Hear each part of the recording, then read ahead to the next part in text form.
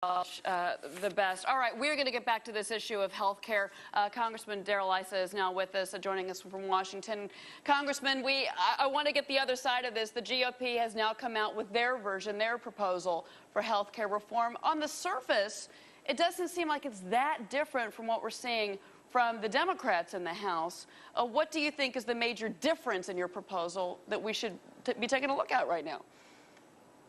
Well, I think the major difference is we preserve the private sector. We follow the axiom of physicians do no harm. And whether it's John Shattuck's or other people's legislation, Republican solutions have always tried to preserve the private sector while covering the uninsured without any new federal entity that can distort the market the way Medicare has distorted the market for years. Yeah, well, Congressman, I was digging around. I don't know if you've had a chance to read the 1,018 pages of this thing, but I have. Every inch of it. I know. Well, actually, I'll point out Section 401 for you. You might want to go look there because they're saying it's not just for the uninsured. If somebody doesn't have insurance, there's going to be a 2.5% tax on them. So you're going to require basically universal mandated health care in this country. Look, there's no question that when something leads with a new tax, whether it's vilifying the high-income producers in this country or not, when they lead with a new tax, tax is power. The Democratic proposal is clearly a power grab. Republicans are trying to fix the legitimate problem without a government power grab. It's really the difference, the fundamental difference between Republicans who do not want to have government grow for the sake of growing, and unfortunately this administration who through tax and programs is growing government very quickly. You know, Congressman, we just had Congressman Welch on. He said this health care reform, he just said it just now, it's paid for, and that's the party line that the Democrats are telling the American people, that this health care reform is paid for. Do you believe that? Do you agree with that?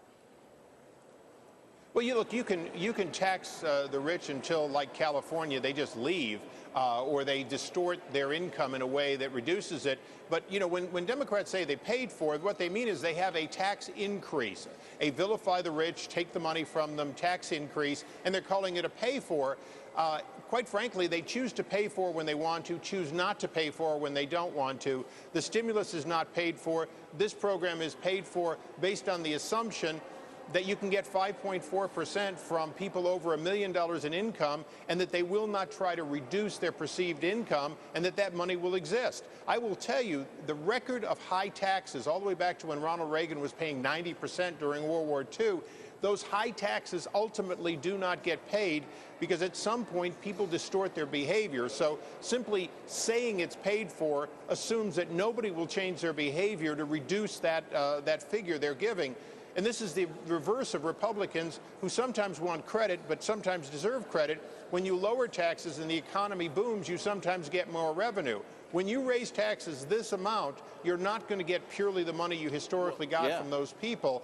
But more importantly, is this the right way to fix health care? Simply by saying that I want a free house paid for by other people, but I don't want to live in public housing. Let me ask you can't have it both ways. Simple question. Why is it okay to punish people that find success in their lives? Why is that okay?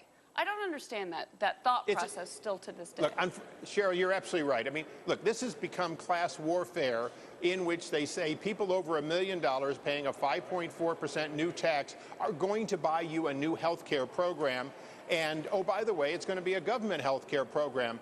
People are not, I hope, so foolish as to believe that this isn't ultimately going to trickle down to be a large government program with large taxes. But right now, the Democrats are choosing to offer a stick it to the rich to pay for the poor, when in fact, more than half of the taxes are already paid by the very group they're vilifying again. And sticking it to small businesses. And to small businesses, it goes on. Congressman Issa, stay with us. When we come back after